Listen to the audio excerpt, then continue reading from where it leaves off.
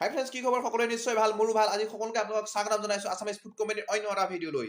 Assamese food কোম্পানীয়ে যিকোনো ধৰণৰ ৰেচিপি আপোনালোকক পৰিৱেশন কৰি দেখাই আছে, যিহেতুকে আগৰ যিকেইটা ভিডিঅ' সেইকেইটা আপোনালোকৰ পৰা খুব ভাল সঁহাৰি পাইছোঁ। তাৰ কাৰণে আজি আপোনালোকৰ কাৰণে লৈ আহিছোঁ শিঙিৰ মাছৰ আঞ্জা। তাৰ কাৰণে ষ্ট'ভৰ ওপৰত কেৰাহীখন পাতি ল'লোঁ।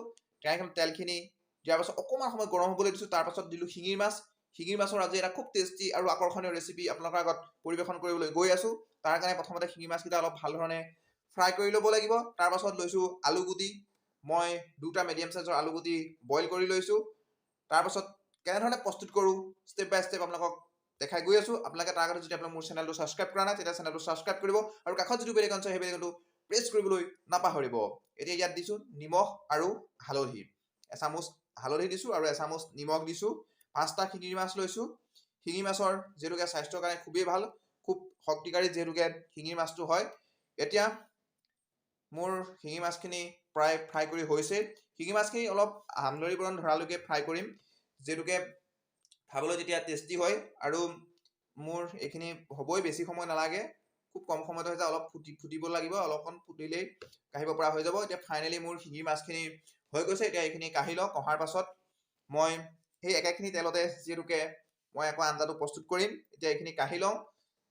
তাৰ পাছত মই লৈছোঁ পিঁয়াজ পাত, ধনিয়া পাত আৰু লৈছোঁ নহৰু অকণমান লৈছোঁ, বেছি লোৱা নাই, তেলটো মাৰিবৰ কাৰণে যিহেতুকে। এতিয়া সেই একেখন কেৰাহীয়ে দেখিছে, তাত অকণমান তেল মই যিহেতুকে দিছোঁ, কাৰণ অকণমান দিব লাগিব। তাৰপিছত নহৰু অকণ দি লৈছোঁ প্ৰথমতে, নহৰু অকণ। তাৰপিছত দিছোঁ পিঁয়াজ পাত আৰু ধনিয়া পাত। আপোনালোকে বহুতে ভাবিব যে ই ধনিয়া সোপা কেলেই দি দিলে এতিয়াই।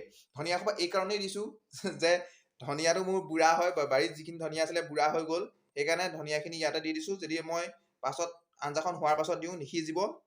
এতিয়া ফাইনেলি আলু দি লৈছোঁ। আলুখিনিও ভাজি লওঁ, একেলগে সংমিশ্ৰণ কৰি ভাজি লওঁ। তাৰ পাছত দিব লাগিব অকণমান পানী, বেছি পানী নিদিওঁ, অকণমান জুলীয়া কৰিম। বেছি জুলীয়া কৰিলে খাবলৈ ভাল নহ'ব, সেইকাৰণে অকণমান একদম পূৰা ডাঠকৈ আঞ্জাখন প্ৰস্তুত কৰিম। এতিয়া দেখিছে আলুখিনি ফ্ৰাই কৰি হৈ গৈছে। এতিয়া ইয়াত মই গৰম পানী লৈছোঁ, উতলা গৰম পানী অকণমান এড কৰোঁ। দেখিছে শিঙি মাছ ভাজি ৰেডি কৰি থোৱা আছে। অকণমান দিয়াৰ পাছত এই ৰেচিপিটো বনাবলৈ খুবেই ইজি হয়, খুব কম সময়তে এই ৰেচিপিটো প্ৰস্তুত কৰিব পাৰি আৰু খাবলৈ খুব টেষ্টি হয়। এতিয়া দেখিছে এইখিনি মোৰ হৈ গৈছে। অকণমান উতলিবলৈ দিম। মই 5 মিনিটমান সময় উতলাৰ পাছত মই শিঙি মাছখিনি ইয়াত দি দিম। তাৰ আগতে অকণমান দিছোঁ মই জালুক, অকণমান জালুক দি দিম, খাবলৈ অকণমান ভাল হ'ব, জ্বলা জ্বলা লাগিব, অকণমান জালুকীয়া খাই যিহেতুকে ঠাণ্ডা বতৰ ভাল লাগে। এতিয়া অকণমান জালুক দিছোঁ। অকণমান উতলি অহাৰ লগে লগে মাছখিনি ইয়াত মই দি দিম। দিলেই মোৰ ৰেচিপি প্ৰস্তুত হৈ যাব। এয়া দেখিছে, এতিয়া মই শিঙি মাছখিনি ইয়াত এড কৰোঁ।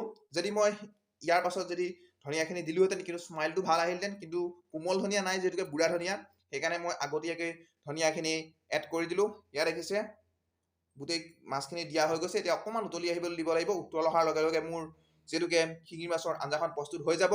এয়া দেখিছে ফাইনেলি মোৰ শিঙি মাছৰ আঞ্জা প্ৰস্তুত হৈ গ'ল।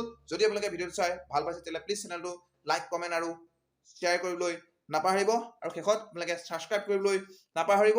এয়া দেখিছে ফাইনেলি মোৰ শিঙি মাছৰ আঞ্জা প্ৰস্তুত হৈ গ'ল। আজিলৈ আপোনালোকক বিদায় লৈছোঁ। ধন্যবাদ।